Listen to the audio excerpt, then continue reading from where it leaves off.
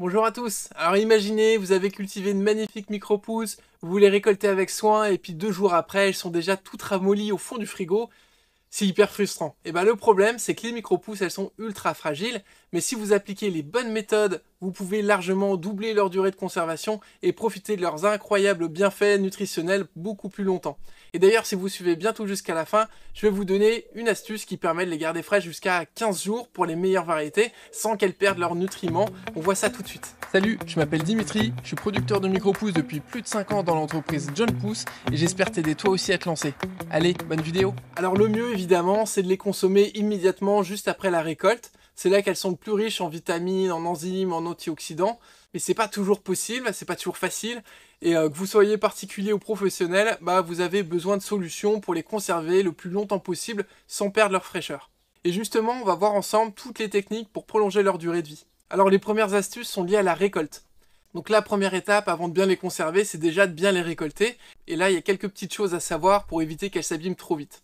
Alors déjà, le choix de l'outil. Beaucoup utilisent des ciseaux, c'est pratique, mais en réalité, c'est vraiment pas l'idéal. Alors pourquoi? Parce que les ciseaux, ça va cisailler forcément la pousse plus qu'autre chose, et donc ça va écraser légèrement la tige. Et le résultat, c'est que ça va accélérer l'oxydation, et donc il y a certaines pousses qui vont brunir beaucoup plus vite au niveau de la tige à la base, et donc ça va considérablement réduire leur durée de vie. Le mieux, c'est vraiment un couteau bien aiguisé, une coupe franche, propre, qui limite vraiment les dégâts. Et si on veut vraiment être pointilleux, on peut même utiliser un couteau en céramique, parce que l'inox à la longue, ça peut provoquer une toute petite oxydation au niveau de la coupe. Mais là, on est d'accord, c'est vraiment du chipotage si vous voulez optimiser à fond, mais ça c'est vraiment en option, c'est pas du tout obligatoire.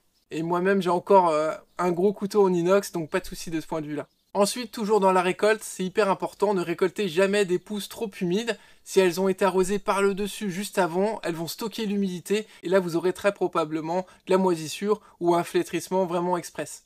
Idéalement, on évite d'arroser la veille de la récolte et le jour J, on les coupe bien sèches, quitte à les sécher manuellement juste avant la récolte avec un essuie-tout ou en augmentant la ventilation suivant les quantités à gérer et puis votre configuration. Et puis dernier point sur la récolte, avant de passer au stockage, les micro-pousses c'est hyper fragile, donc faut éviter de les manipuler comme un bourrin, elles vont s'écraser, noircir et perdre en tenue très rapidement. Donc on évite de les entasser dans une main comme un bouquet de persil, on les manipule vraiment avec soin.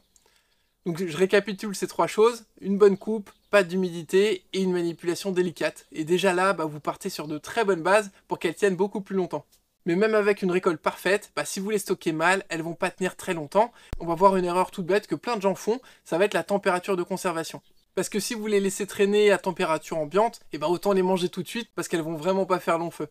La règle d'or c'est 4 degrés, donc ça c'est la température parfaite pour ralentir le développement des bactéries et garder les pousses bien fraîches. En gros c'est la température standard d'un réfrigérateur, donc pas besoin de machine high-tech, juste un bon stockage. Et justement, on va en parler tout de suite. On va oublier les barquettes trouées comme celle des fraises par exemple, où là l'air elle circule beaucoup trop. Ça va dessécher les pousses et à vitesse grand V, vous allez vraiment voir vos micro-pousses dessécher en un jour seulement. Le top, c'est un Tupperware en verre avec un couvercle bien hermétique. Ça garde bien l'humidité au bon niveau, sans excès, donc ça c'est vraiment parfait. Le petit bonus, c'est d'ajouter un essuie-tout au fond du Tupperware. Ça va absorber l'humidité qu'il y a en trop et ça va empêcher les pousses de baigner dans l'eau qui peut s'accumuler. Donc déjà là, vous êtes pas mal. Et puis encore mieux, il existe des boîtes avec un double fond. Ça va séparer les pousses de la condensation. Donc là, c'est vraiment top. Et pour le coup, j'en connais pas en verre. Les miens, ils sont en plastique, qui durent longtemps, hein. C'est de la bonne qualité, mais bon, ça reste du plastique. Donc bref, si vous faites ça bien, vos pousses, elles vont tenir facilement une semaine, voire 2 pour les plus grosses pousses, comme le tournesol, le pois, la bourrache ou même le radis. Mais il y a encore une erreur qui peut tout casser ce beau boulot. On n'a rien de temps. Et ça, c'est un truc que beaucoup de monde fait sans y penser. Mais avant ça, si ce genre d'astuce vous est utile, mettez un petit like, ça m'aide énormément à faire connaître la chaîne. Et si c'est pas encore fait, pensez à vous abonner pour pas rater les prochaines vidéos sur la culture et la vente des micro-pousses. Donc la troisième technique, astuce, c'est de pas tasser les pousses. Alors je sais, on a souvent envie d'optimiser l'espace, de tout bien ranger, mais là c'est une très mauvaise idée. Si vous bourrez votre Tupperware, les pousses elles vont s'écraser, s'abîmer, ça va flétrir hyper vite. Alors pourquoi? Parce qu'elles ont besoin d'un peu d'air quand même. Si elles sont trop serrées, il y a de la condensation qui se forme, et là c'est vraiment l'ennemi numéro 1, parce que trop d'humidité ça veut dire moisissure, et puis passer d'espace ça veut dire aussi pousse complètement écrasée, et plus du tout esthétique. Donc là la règle elle est simple, on remplit pas trop nos contenants, on laisse un peu d'espace pour que l'air circule, et si vous en avez beaucoup, répartissez en plusieurs boîtes plutôt que de tout compacter. Surtout que si un problème arrive dans un contenant, ça impactera pas les autres, donc ça limite aussi les dégâts. Et avec ça, elles vont beaucoup mieux respirer, elles vont tenir beaucoup plus longtemps aussi. Mais même avec un stockage parfait, il y a encore une erreur que plein de gens font sans même s'en rendre compte, et bah là ça peut être la catastrophe aussi, et c'est le sujet du prochain point, c'est d'éviter les allers-retours frigo-cuisine. Donc là c'est vraiment une erreur ultra classique de sortir les micro-pousses du frigo à chaque fois, les poser sur le plan de travail et les laisser un peu trop longtemps, utiliser que ce qu'on a besoin, et puis à la fin du repas on les remet au frigo. Ça c'est une mauvaise idée. Ça fait des variations de température, et ça va limiter considérablement la durée de conservation. Si vous sortez vos pousses, elles vont prendre un coup de chaud, puis vous les remettez au frais, et puis bam, condensation, humidité, ça va se ramollir. Donc la règle, elle est assez simple. Prenez uniquement la quantité dont vous avez besoin, et puis vous laissez le reste au frais, ou vous remettez le surplus au frais immédiatement.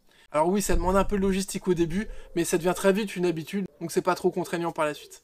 Et en été, c'est encore pire. Il peut faire très vite 30 degrés dans des cuisines professionnelles, voire plus, et là en 1 heure seulement ce sera terminé, ce sera bon pour le compost. Donc en restauration, laissez jamais une barquette entière traîner sur le plan de travail, sortez juste ce dont vous avez besoin pour le service et gardez le reste au frais. Sinon, entre la chaleur des cuisines et l'humidité ambiante, vos pousses elles vont vraiment pas tenir plus d'une journée. Et si vous voulez vraiment maximiser la durée de conservation, il y a encore une autre méthode qui surpasse toutes les autres. Ça va être la 5e méthode, c'est de conserver les micro-pousses vivantes. Alors là, on arrive à la meilleure solution si vous voulez prolonger au maximum la durée de vie de conservation. Mais c'est pas forcément la plus évidente, mais on va voir ça tout de suite. Donc ça va être de laisser les micro-pousses vivantes au frais. Donc plutôt que de les récolter tout de suite, on les garde en barquette avec leur support de culture, donc du terreau ou autre. Alors pourquoi ça marche aussi bien? C'est parce que l'eau et la terre, ça va ralentir leur vieillissement. Elles vont continuer à puiser l'humidité dont elles ont besoin, mais pas trop non plus. Elles n'auront pas besoin de lumière à ce stade-là, puisque le froid va stopper leur croissance. Elles vont juste être en pause, entre guillemets, bien fraîches et prêtes à être récoltées au dernier moment. Donc là, attention aussi, il y a un détail à pas négliger, ça va être la propreté. Alors placez toujours un récipient sous vos barquettes, sinon l'eau qui s'écoule et les petits morceaux de terre vont transformer votre frigo en vrai champ de bataille. Et ça peut être gênant pour un particulier, mais pour les pros c'est carrément interdit. Donc pas question de risquer de contaminer toute votre cuisine pro. Mais avec des petits gestes, c'est quand même assez simple à mettre en place. Et donc alors en appliquant toutes ces méthodes, combien de temps on peut vraiment conserver ces micro-pousses? On va faire le point tout de suite. Donc si vous appliquez toutes ces astuces à la lettre, alors félicitations, vous pouvez garder certaines micro-pousses jusqu'à 15 jours, voire un petit peu plus longtemps c'est possible, mais là ça demande vraiment une gestion ultra rigoureuse. Et dans les conditions plus courantes du quotidien, la plupart des variétés vont tenir une bonne semaine en bonne forme, vraiment parfaite. En tant que professionnel, je préfère toujours annoncer que 5 jours à mes clients. Alors pourquoi? Déjà parce que c'est mieux d'avoir une bonne surprise que d'être déçu, et puis ça garantit que les micro-pousses sont consommées au top de leur fraîcheur en permanence. Donc le meilleur moyen d'avoir des micro-pousses ultra fraîches en permanence, c'est d'avoir 2 livraisons par semaine. C'est ce que je propose à mes clients restaurateurs et ils en sont hyper ravis. Ça veut dire des micro-pousses toujours fraîches, pas de gaspillage et une qualité constante aussi. Et maintenant que vous savez bien les conserver, encore faut-il bien les faire pousser. Et je vous conseille toute cette playlist où je détaille chaque variété une par une pour vous donner quelques conseils de culture.